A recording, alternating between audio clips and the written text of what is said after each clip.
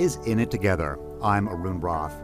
In this time of social distancing, every weeknight this show is a place for us to safely gather and connect, share vital information, and talk about how we're getting through this together. We want to hear from you. Share your questions, your stories, your songs, your poems. Email them to inittogether, one word, at wgbh.org. If possible, send us a voice memo and we'll play it on the show. And don't forget about the In It Together podcast. You can't really forget because I keep reminding you. It's easy to find, and make sure to share us with your friends. Tonight, though, we have a very personal story to share with you. A WGBH producer who tested positive for COVID-19, fell ill, and has now recovered will join us to tell us about her experience. It's a compelling story with some unexpected turns. Later, our own Christina Quinn will be on with her reporting on a phone app being developed locally that could let people know when they've been close to someone with COVID-19, but without revealing their personal information and location. We'll hear about some people stepping up to make sure frontline healthcare workers have the protective gear they need. We'll start, as always, with the coronavirus developments of the day. The state has now surpassed 1,000 coronavirus deaths. The Department of Public Health is reporting 151 new deaths, bringing the total to 1,108. The Department of Public Health is also reporting 1,755 new cases of COVID-19, bringing that number up to nearly 30,000 cases overall. Massachusetts will now release data on coronavirus cases and deaths by city and town. Until now, it had been only providing information by county. The information is now out and available on the DPH website. Boston Mayor Marty Walsh says that he will make an announcement in the coming days on whether Boston Public Schools will reopen at some point this spring. Joining me again to digest the news of the day and talk about how his healthcare system is doing is Dr. Eric Dixon. He's the CEO of UMass Memorial Healthcare. Dr. Dixon, thanks for joining us again. Well, thank you for having me on, Arun. So it's been a couple of weeks since we last spoke. Can you tell us how you're doing and how you're all doing there? Well, things are quite a bit busier than they were 2 weeks ago when we spoke. We've got several hundred patients in the hospitals in central Massachusetts suffering from COVID-19. We still have some capacity in the hospital. We're keeping up, and we're still in a situation where we're able to deliver standard excellent care, but it is quite a bit busier, and we still think that the peak is ahead of us. Yeah, can you give us, even if the numbers are rough, how many patients do you have, and how exactly the COVID-19 capacity has changed there? Right now we're at about 90% capacity for our standard ICUs in our flagship hospital, our medical center.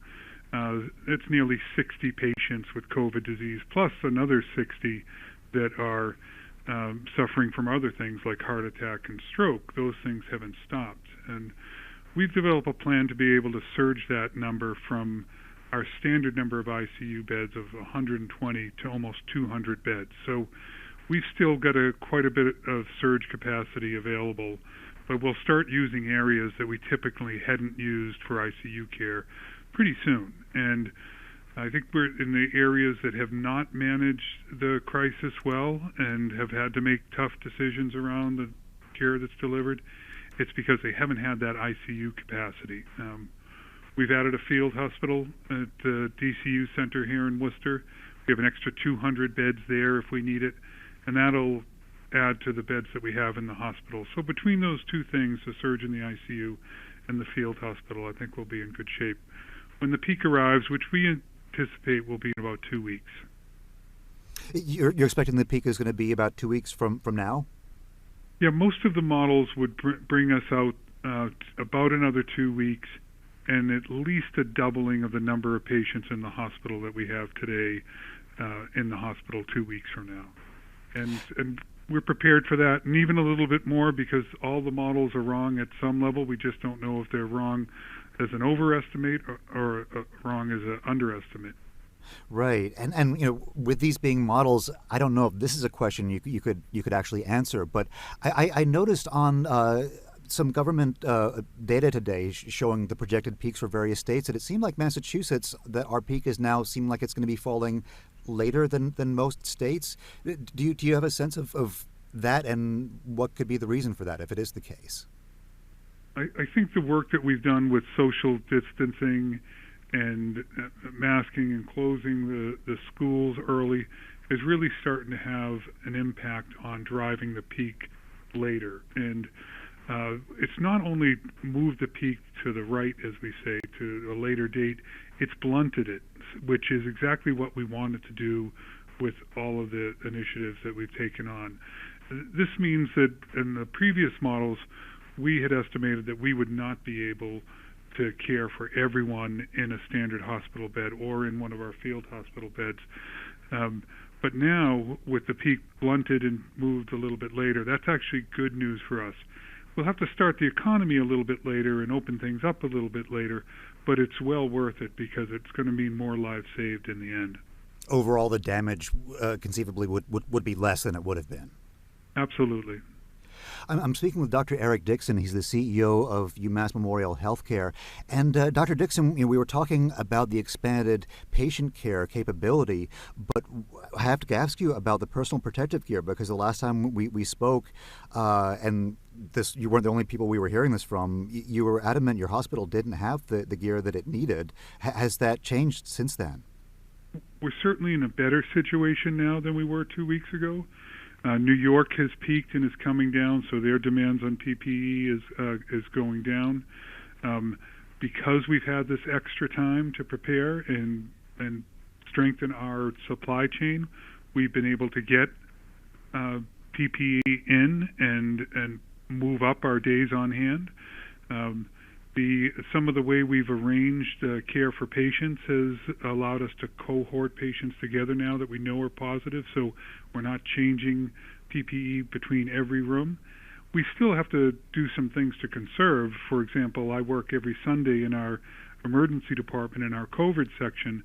I reuse my mask for at least four Sundays in a row, but I have time to have it sterilized through the UV light system that we've created. So, we're all doing all we can to conserve. I think we've learned a lot, and a week in the history of this crisis is like a year in any other time in terms of the learning and how quickly things change. So, yeah, right now we're doing much better in terms of the PPE. We still have some needs, but I feel like we're protecting our people, which is our number one priority.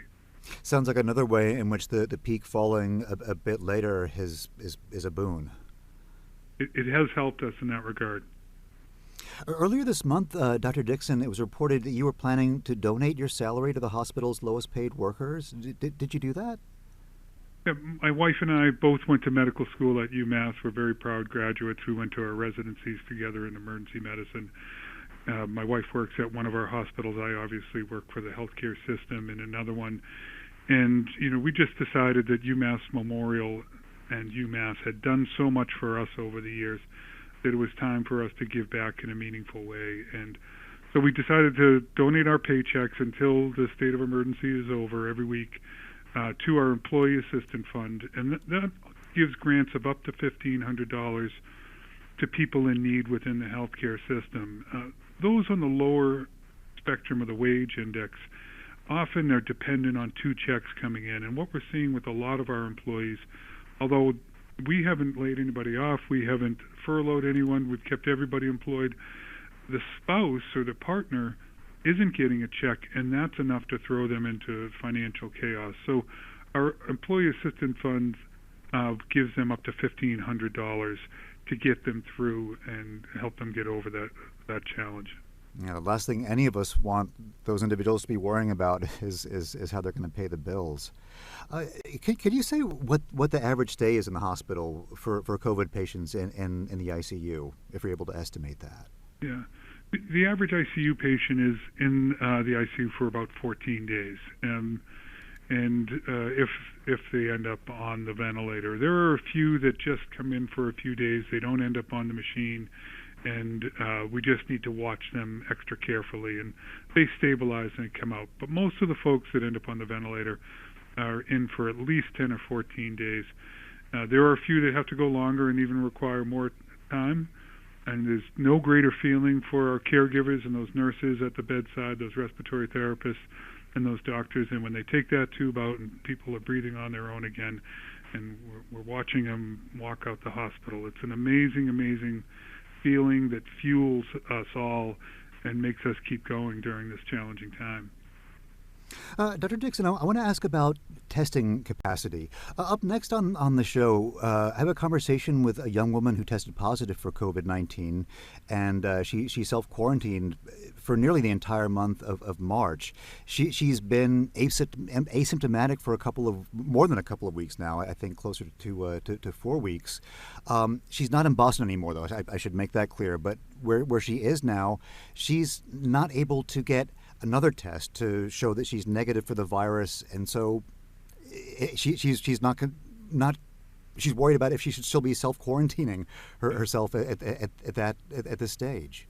At this stage, if she's asymptomatic, no fever for at least 3 days, and at least 7 days out from her positive test, those persons are considered cleared typically to go back to work. There's been a lot of talk about doing a retesting on those patients. We don't do that. The testing looks for not the virus itself, the contagion, but the RNA from the virus, which can stay positive even after the contagions are all lysed by the immune system. So our recommendations now are that patients that have had at least 7 days since a positive test and at least 3 days that are asymptomatic, especially no fever, they're cleared to go back to work with the mask like everybody should be wearing at work at this point. And are there situations where a second test would be necessary, or can it be effectively ruled out by going from the symptoms? There are some situations in high-risk jobs and that we do recommend retesting. I think what we'll see, the transition will be away from the retesting on the PCR that you hear about for the mRNA of this novel coronavirus.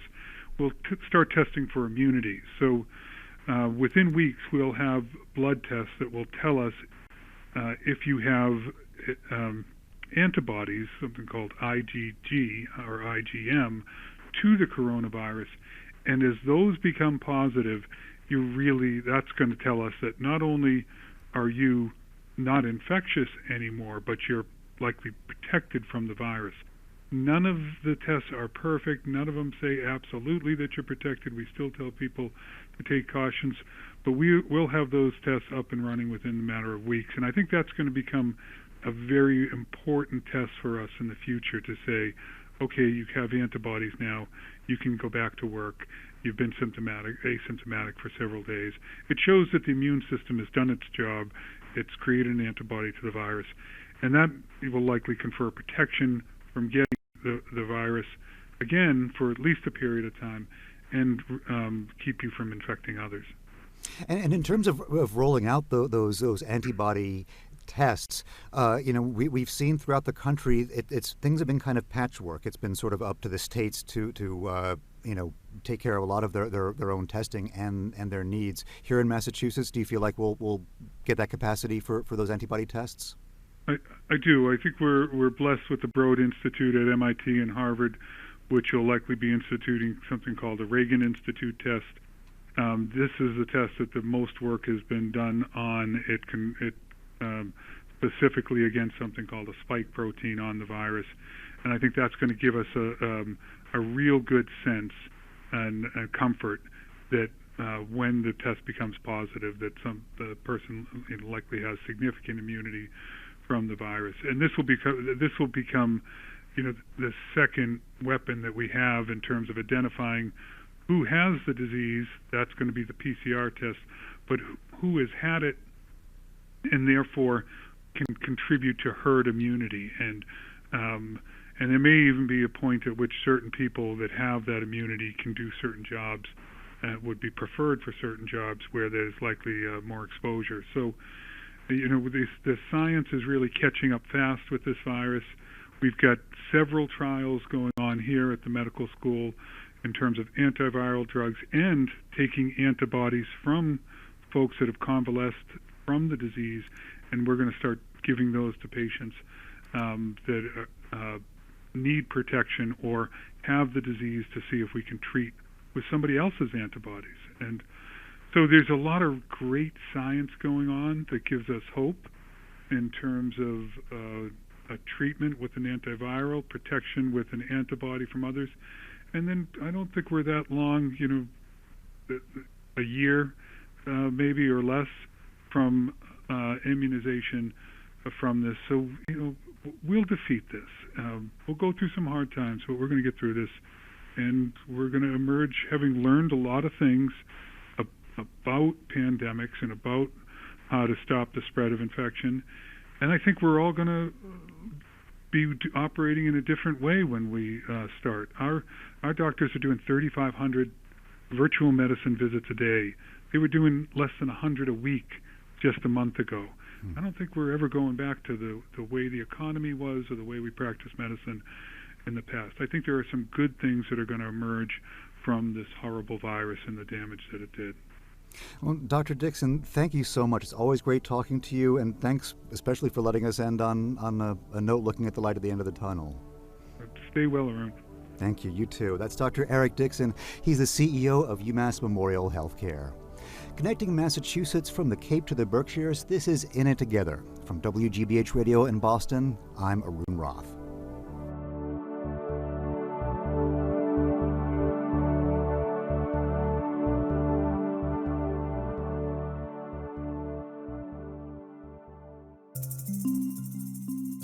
Hi, this is Kara Miller of Innovation Hub.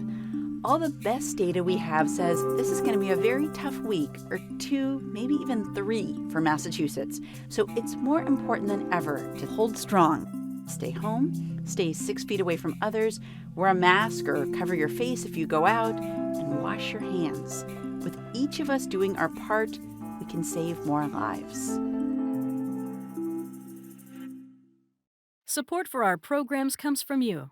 And Always Health Partners, you in every way, with access to a large network of doctors and hospitals. Proud sponsor of Marketplace with Kai Risdahl, weeknights from 6 to 6:30 on 89.7 WGBH, Boston's local NPR.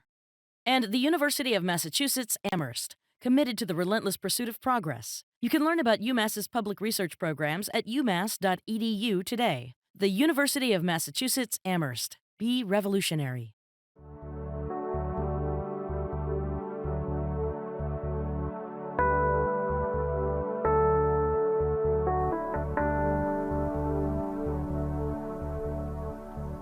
You're listening to In It Together on 89.7 WGBH. I'm Arun Roth. Each night we're talking about how the coronavirus pandemic is affecting us here in Massachusetts. And as we navigate our way through this pandemic, we want to hear from you. Tell us, if you could pick one word to describe this time we're all living in, what would that be? Send us a voice memo with your word to inittogether@wgbh.org. We'll collect your responses and feature them on this show and our podcast, which you can download and check out on Apple Podcasts, Spotify, wherever you get your podcasts. And remember, we're all in this together.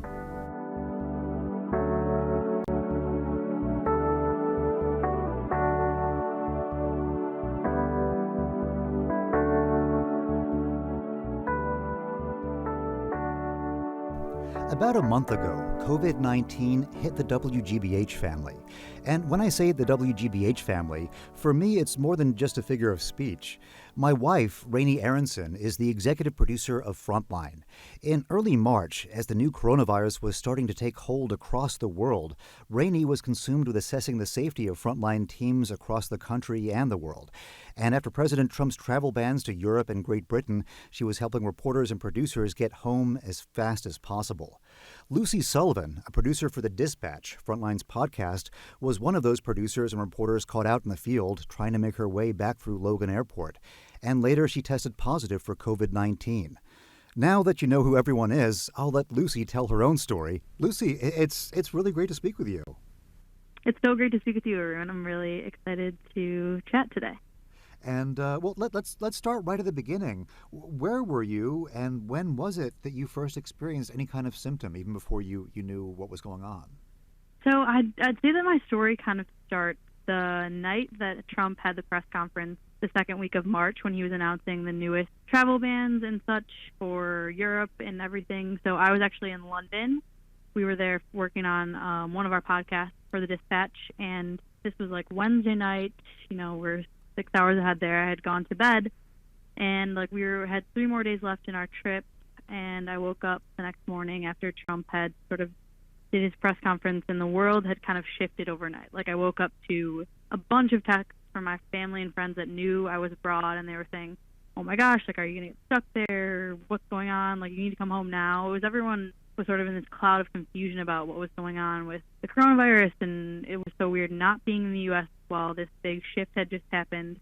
And I just was sort of woke up super panicked. I was like, oh my gosh, like, I guess, like, should we leave? What should we do? So consulted with my coworker Max, who I was there with, and I was like, I would feel really comfortable if we just cut our trip short and left today, because who knows what's going to happen in the next few days. The UK was not included in the restrictions, but it still seemed like it's time to go home. I don't know what's going on with this virus. So we decided to cut the trip short and booked our flights to leave London for that day, but we decided to get on different flights for a number of reasons, which later down the road would prove to be a significant thing. So I made my way to the London Heathrow Airport and was kind of feeling just super anxious about the state of the world. Like, I'm abroad, I'm not at home. There's so many things are going on. It was very surreal. I got to the airport and there was just this palpable sense of confusion. Like, a lot of Americans were in the London Heathrow Airport. It seemed like everyone was kind of flooding out of Europe via London Heathrow Airport and just trying to get out and get home before anything else would happen. So in the airport, I was surrounded by all these people that were sort of panicked, and on my way to London, my flight was completely empty. It was just me, Mac, my coworker, and a couple other people. I had a whole row to myself. It was very relaxed. Once I boarded this flight to come home, it was a completely full flight. Nobody was wearing any masks. There were people talking about how they had just paid $3,500 a piece for their seats. Like, it was jam-packed with people talking about I overheard people saying they were leaving Italy. It was surreal. So throughout the course of the flight, I didn't have a mask, but I had a high neck turtleneck, and I'm not even exaggerating, so many people were coughing on this flight. I sort of felt like I was in a horror movie almost. It was like everyone around me was coughing, people weren't covering their mouths. I couldn't believe what was going on. I was like, what is happening? So I was really anxious. It was a very long 8-hour flight, but once we finally touched down to Boston Logan, I was relieved, but then we had to wait another I think a full hour till we were able to get a gate. So we're all sitting on this plane with this recycled air we'd all been breathing for the past 8 hours. It was very, just a scary situation. But I was happy we were on American soil, got off the plane, and went through customs, where I wasn't even asked where I had been traveling, just what I was doing abroad and if I had been to China, which I obviously hadn't. But the whole process just felt pretty flimsy for what had just happened the day before of Trump making this announcement to the next day. My temperature wasn't taken. I wasn't told to quarantine myself. Nothing was really said there. So this was on Thursday. I had gotten home on Friday, woke up, felt really pretty normal. I'm a runner, so I went for a run that day and, again, felt super normal. But then the next day, Saturday, I was feeling sort of just low, and I was like, maybe this is just jet lag. I don't know what's going on. By Saturday night, I just couldn't shake this really strong sense of fatigue, and I was freezing cold. I was sitting in my apartment. We were watching Parasite, actually, me and my roommate, and we had been excited to watch this movie for a couple of weeks, and I was so excited to watch it, but I couldn't keep my eyes open, which was weird for me because I'm not usually someone who falls asleep while I'm watching things. So I was like, this is weird, but I'm sure it's just jet lag. Feeling a little bit panicked, so I was like, you know what, I'm just going to go to bed early and see how I'm feeling. So I turned in for the night, fell asleep for about an hour, and woke up just in a pool of sweat, shaking uncontrollably, really, really hot, also cold at the same time. But it was at that moment that I just got so panicked. I mean, the sense of dread that I felt, I think I knew in my mind when I woke up. I was like, there's no way this is anything else. I just knew at that moment that it was probably the virus. I had probably gotten it coming home, but I'm shaking kind of recounting this because it was just so scary. I'm a reporter, so I'm obviously reading the news, and I'm very in tune with what the symptoms of the virus are, and I'm like, I don't know how this could be anything else, but I was hesitant to take my temperature because I knew it was going to be a high number, and I knew that would have made it real, and that would have confirmed what my worst fear at that moment was. So I tossed and turned throughout the night, and finally the next morning at about 7 a.m. called my mom, and I was like, Mom, I don't know what to do. She's like, you have to take your temperature. So got my thermometer. Luckily, I had one because I know people were having trouble locating them, but my mom is a nurse, so she makes sure that I am always set with a a little kit of supplies. So I took my temperature and it read 102 degrees, and I just felt my heart shoot to the pit of my stomach. I mean, it was just pure dread. So at that point, I reached out to my coworker, Max, who I was traveling with, and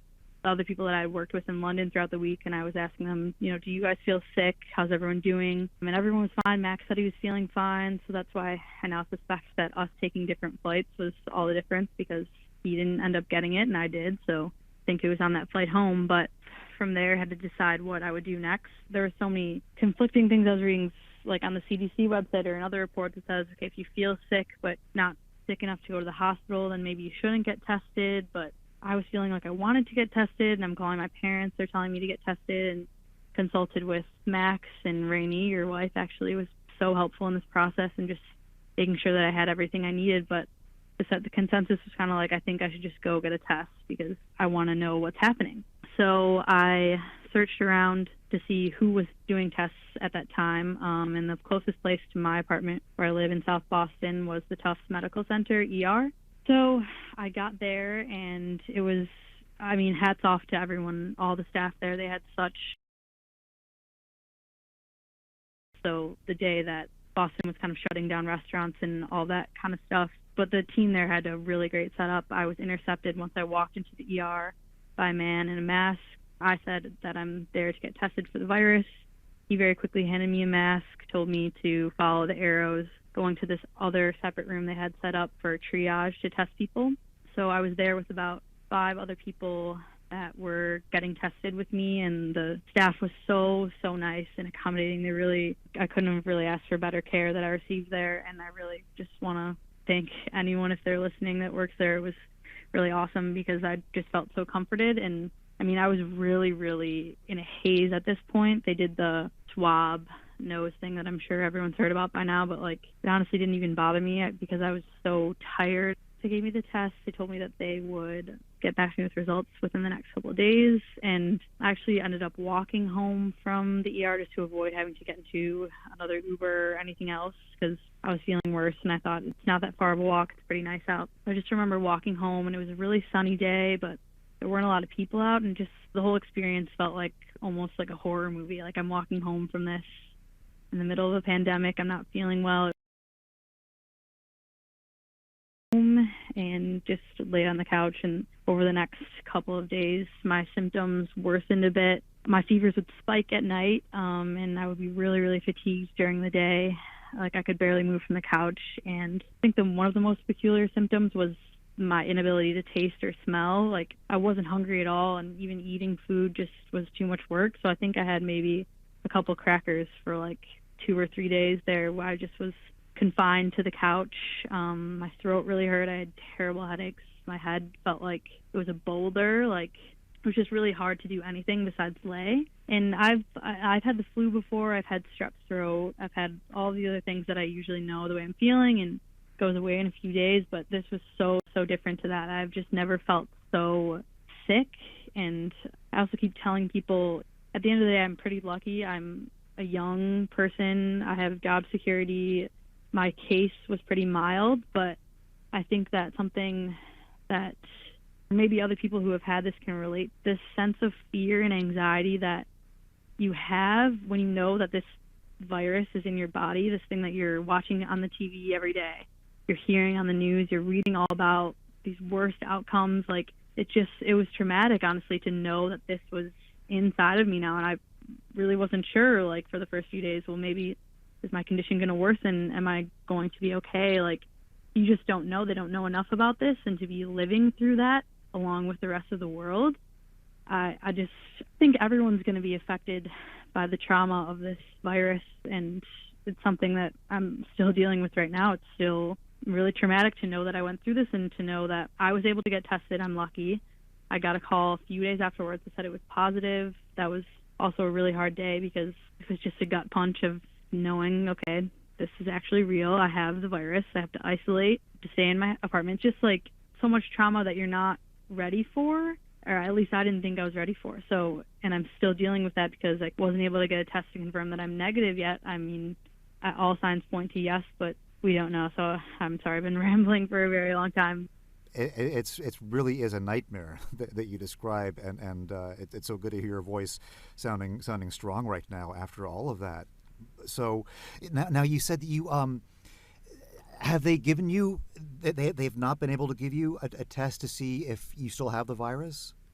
No, so I've reached out to a bunch of programs doing the plasma donations because that's something I want to do. Obviously, if they're having donations of people that can help, like with the antibody tests or whatever the case may be, I want to do anything I can to help in that respect. But I think that, I haven't been able to get a test to be negative. I know that I got tested for the virus on Sunday the 14th. And then one of my friends, actually, we hadn't been in contact for a few months, but she also lives in Boston, and she wanted to get tested because she was feeling some symptoms, but she had tried to get a test a few days later. And I think during that ensuing week, Boston was having testing shortage problems, and you really had to meet a strict list of criteria.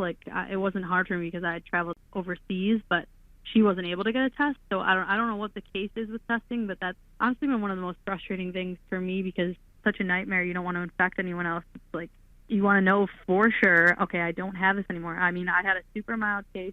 My symptoms went away after about 7 days.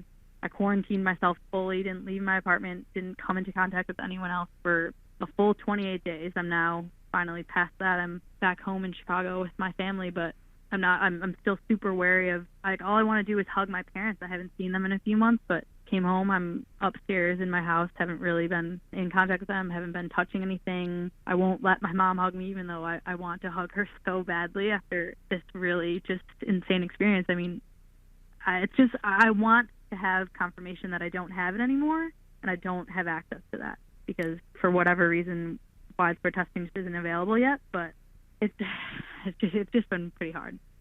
Wow, I mean, Lucy, that's kind of devastating follow-up to actually what happened to your experience. What happened to you after getting sick? Because one of the questions we've had on the show that people submit questions, and one of the most common questions that's come up several times because they still don't know the answer is, are people still infectious after they've had it? And you're in a situation where I guess all they can say is that you've not had a symptom in the last 2 weeks, or I guess now 4 weeks. But do you have the prospect of getting tested at some point, or what have the doctors told you in terms of how cautious you should be with other people?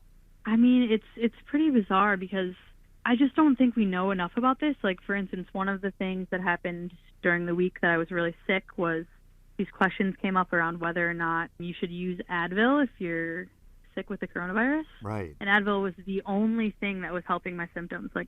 Traditionally, for whatever reason, Tylenol doesn't really work for me. And so Advil was the only thing that was stopping my fever. But then I think it was Monday, and I was like, this was one of my worst fever days. My brothers were texting me saying they were just reading about the World Health Organization says to be wary of Advil because it could have some effect with the virus. So I was like, okay, well, I guess I have to stop taking that. But when I got the call that my test results were positive, I asked the nurse that was calling me, I was like, is it okay if I take Advil? Like, what is the messaging around that? And she's like, no, yeah, it's totally fine. Why, have you read reports that you shouldn't? And I'm like, well, yeah, I was just reading something that the World Health Organization is cautioning against that. And she was like, oh, well, we haven't heard anything about that, but we'll keep you posted if that's something you should be wary of. So it's like, do I believe this nurse, or do I believe what I just read? I don't know what to put my faith in other than what I'm feeling. I don't know, because another thing, I was deciding whether or not to come home. I hadn't had symptoms for weeks.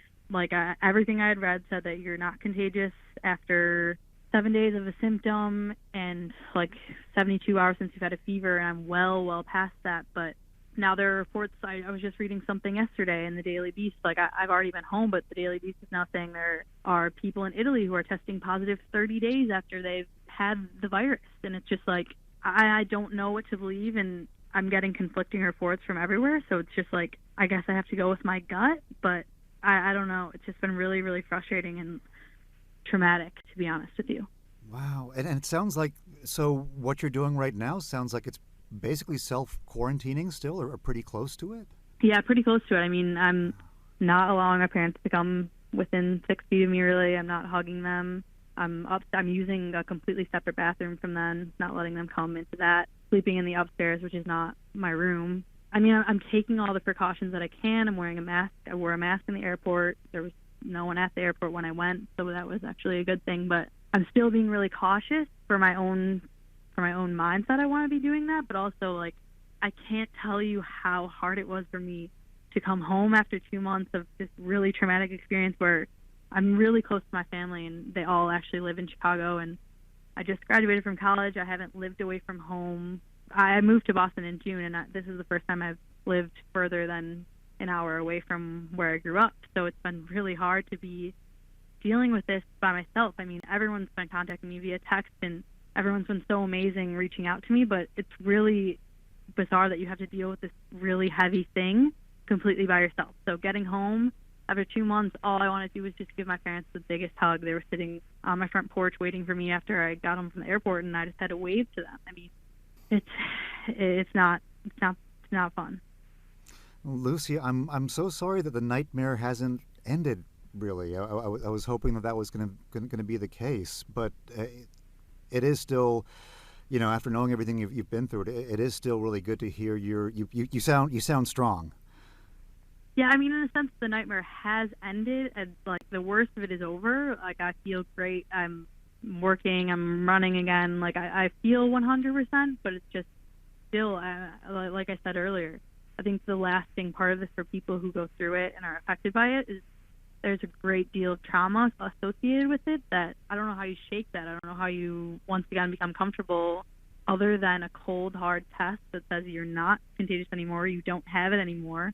I don't know how you rid yourself of all the anxiety and worry that's associated with it. But with that being said, I do think that my story is hopeful in a sense because of it was mild. I didn't have to go to the hospital. The outpouring of like love and care and just the littlest things meant so much to me. I mean, everyone I worked with, all of the messages that I got from my coworkers, from my boss, Rainey, who's your wife, was so helpful in this whole situation. My coworker, Mac, just everyone just couldn't have been more supportive in this. And my family, I mean, it was almost exhausting at times when I was sick. And just, I have 4 older siblings and obviously my parents, and every single person texting me every hour, are you okay? What's going on? How are you feeling right now? What's the latest? It was just like, it was amazing because I felt so, even from my isolated apartment by myself in Boston, I felt like I was being so propped up by so many people who just were making sure that I had what I needed and had support and care. I mean, the littlest things, my landlord dropped off a bag of food unannounced. People sent me gift cards. It just stresses how much we need each other in a time like this. That, for me, was so important, was just the littlest things of people reaching out.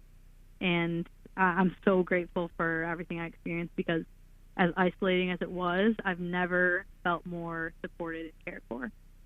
That's really good to hear. Lucy, it's been so good talking with you, and we're going to check back in with you again to see how you're doing, okay? Sounds good. Yeah, thank you so much. It's been great to talk to you, Arun. Lucy Sullivan is a producer for the Frontline Dispatch. She spoke with us from her parents' home in Chicago. Connecting Massachusetts from the Cape to the Berkshires, this is In It Together. From WGBH Radio in Boston, I'm Arun Roth.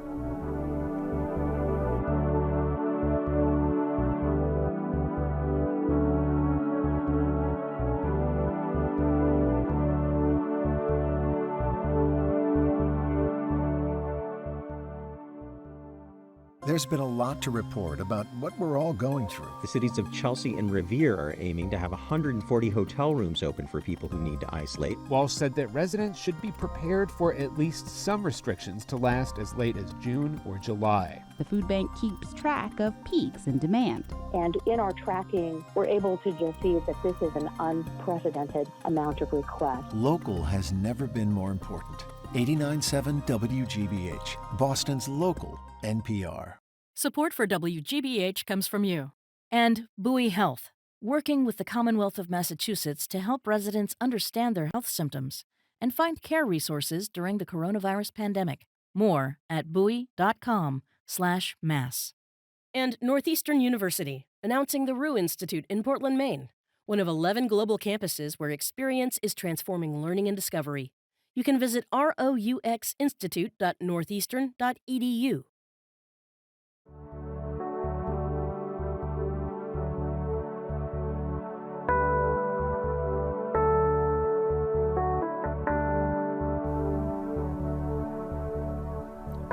listening to In It Together on 89.7 WGBH. I'm Arun Roth.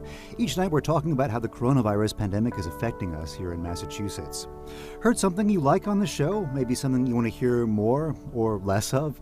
Let us know. You can tweet me your questions or comments. I'm at Arun Roth, that's ARUNRATH, or email them over. The address is inittogether@wgbh.org. This is radio, so send us a voice memo if you can. If you don't know how and want to learn, also email us and we'll walk you through it.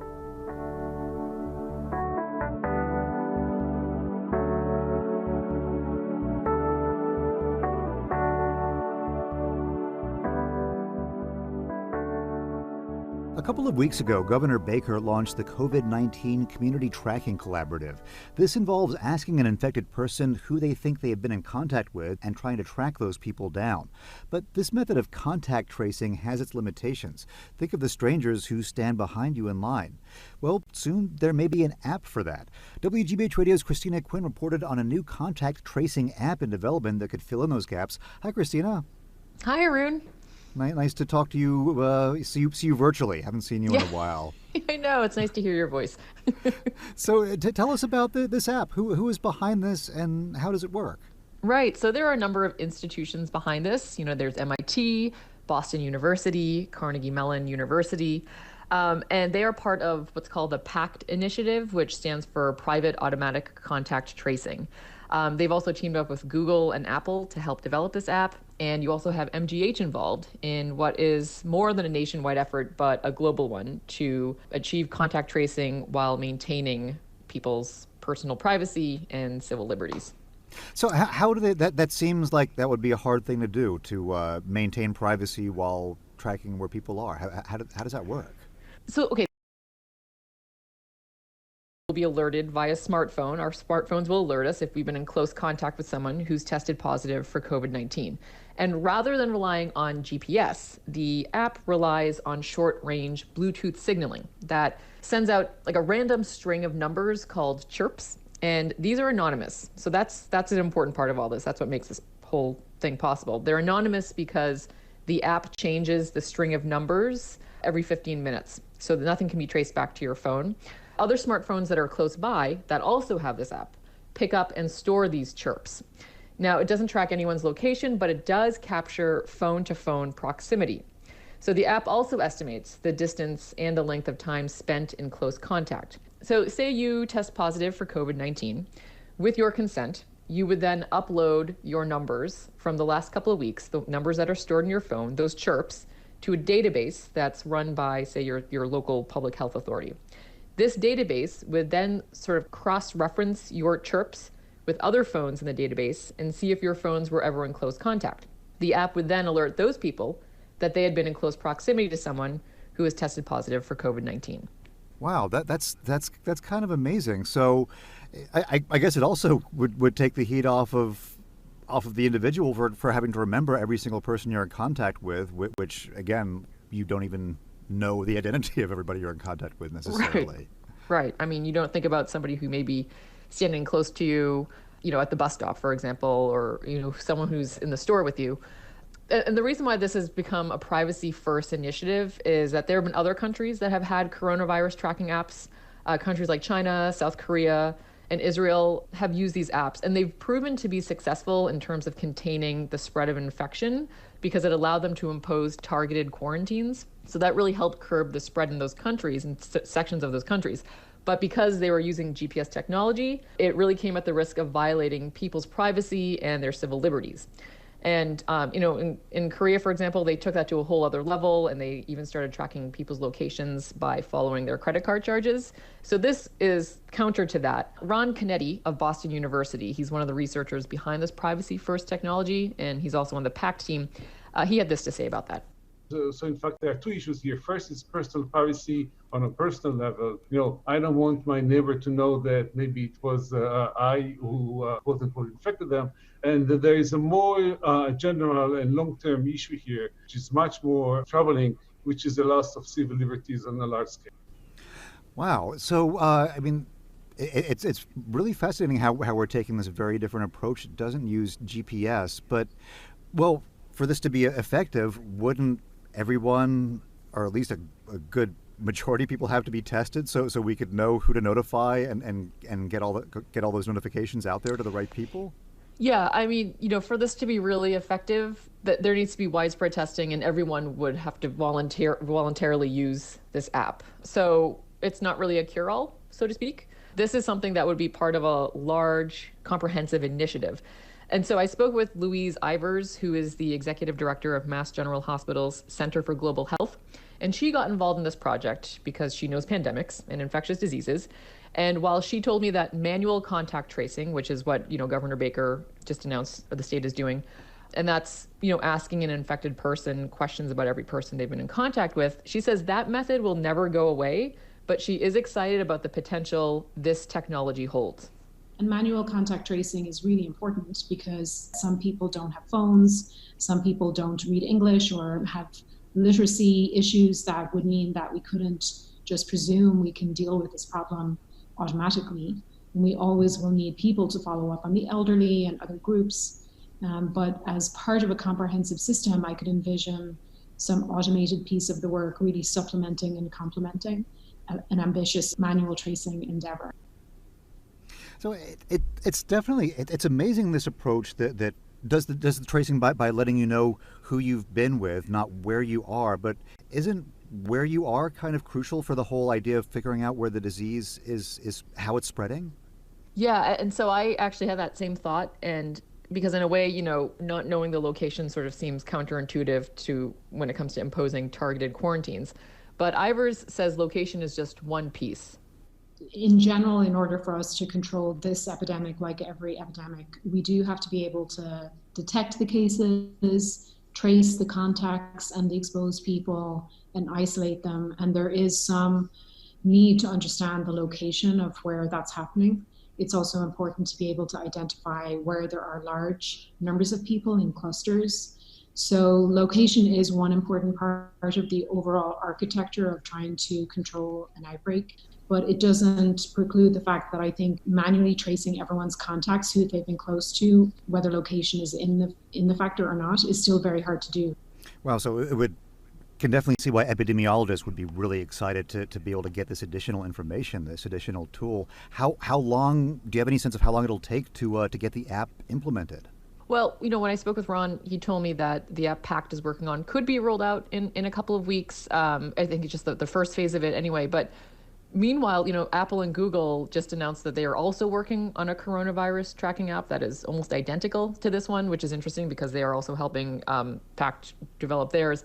But what's truly remarkable here is the fact that you have these two competitors collaborating, and there really is a global collaboration going on because there have been security and privacy experts in many other countries who have been looking at this type of technology to see if we can really harness it to ensure privacy, because when you ensure this type of privacy, then people will buy in, and that's really key to making any of this work, right? This is only going to work if people actually use it. But I think realistically, it would happen sometime over the next few months, and the design is still being fine-tuned. Nothing is quite set in stone yet, but that there is this collaborative effort. The fact that Apple and Google are teaming up is remarkable. What we will see too is that the idea is that public health authorities would implement this. And so they would be the ones that would, have this database.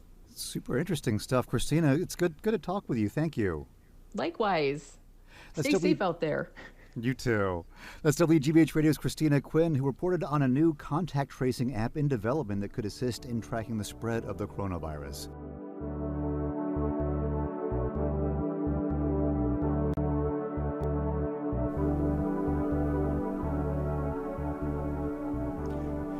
When I was a boy and I would see scary things in the news, my mother would say to me, "Look for the helpers. You'll always find people who are helping."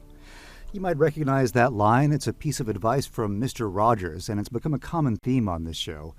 Andrea Castanetti is one of those helpers. She's been coordinating a network of collecting and donating personal protective gear to healthcare workers across the state. Andrea joins me on the line now. Andrea, thanks for calling in. Yeah, thanks for having me. So first, tell me, how is your day today? Today is busy. Every day is busy, to be honest. Right now we're laying a little low because we're at the peak, but we're getting everything ready to start filling some, they're called COVID kits we're filling about 3,000 bags with more PPE for the local nurses and doctors. So tell us about this donation network that you've created. It started as a Facebook group? Yeah, so it started about 3 weeks ago. It was basically just going to be a Facebook group to help with, the elderly that might need help food shopping that, might not be able to go out to the stores. And then little by little, the group just started to grow. And in about 2.5 weeks, we have over 1,500 members. And then nurses and doctors just started reaching out saying, hey, do you have any access to, masks or any equipment? We're really low on supplies and we're desperate. Who do you know? And then it just kind of skyrocketed from there. And I just started reaching out to every single person that I possibly knew. And then just donations started flying in.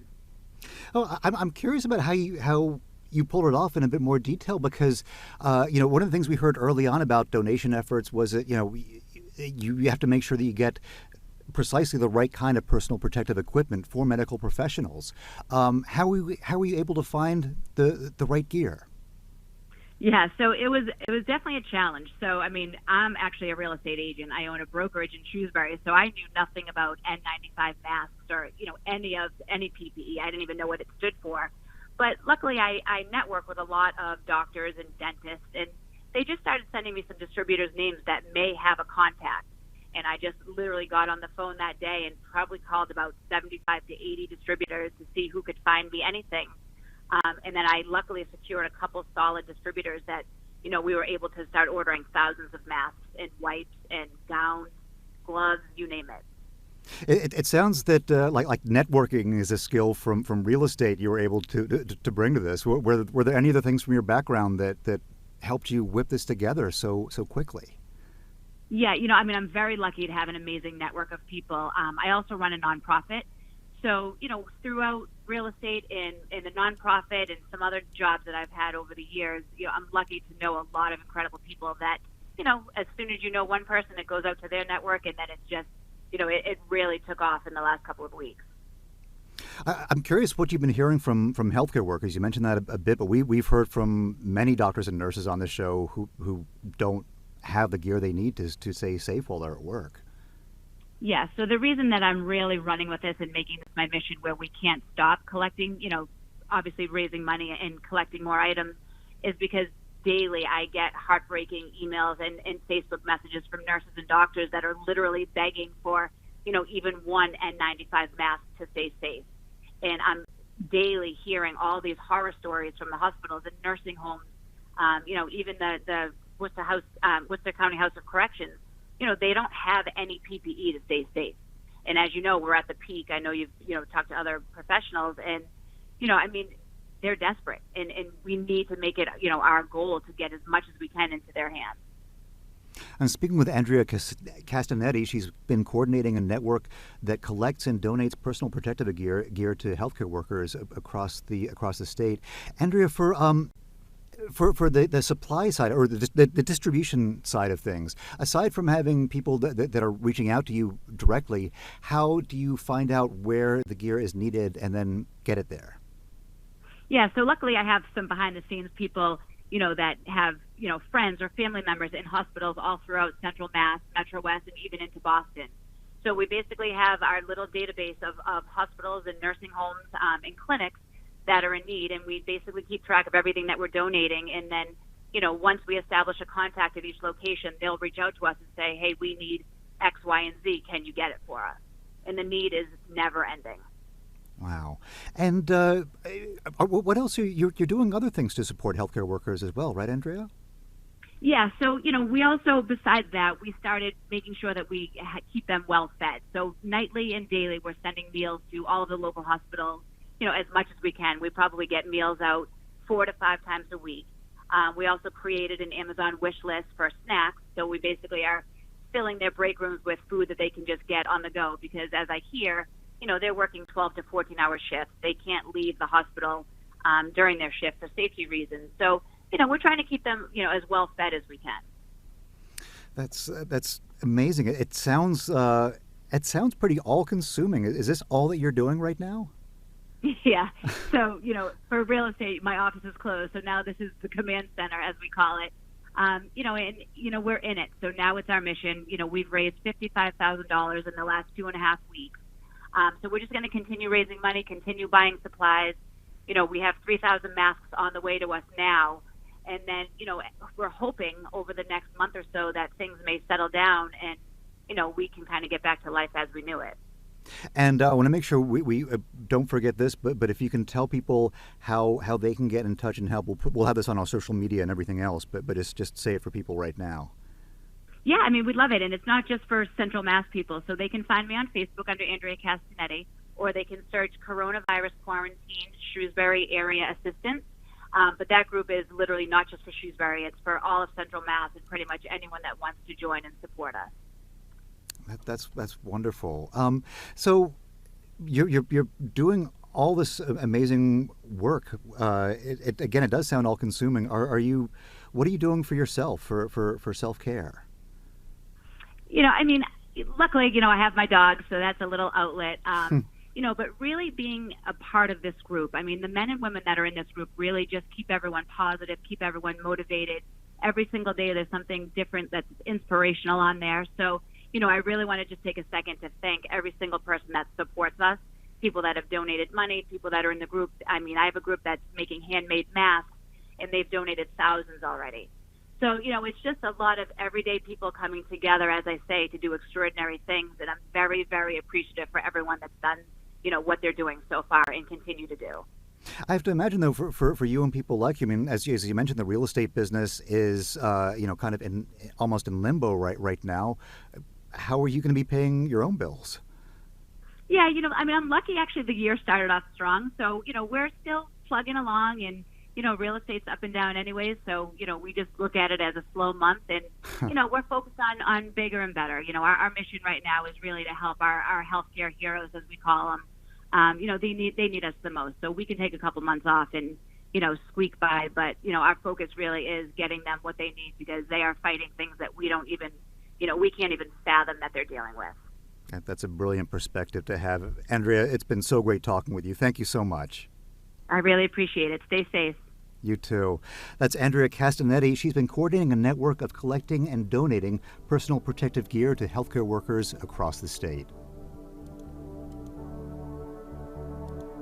You've been listening to In It Together. We're going to be with you, our WGBH listeners, and our listeners on the Cape and Islands tuning in on WCAI, and our listeners in Western Massachusetts joining us via New England Public Radio every weeknight, as long as we need to get through this crisis together. That's it for the show. I'm Arun Roth. Good night from my basement in Lexington. We'll talk tomorrow.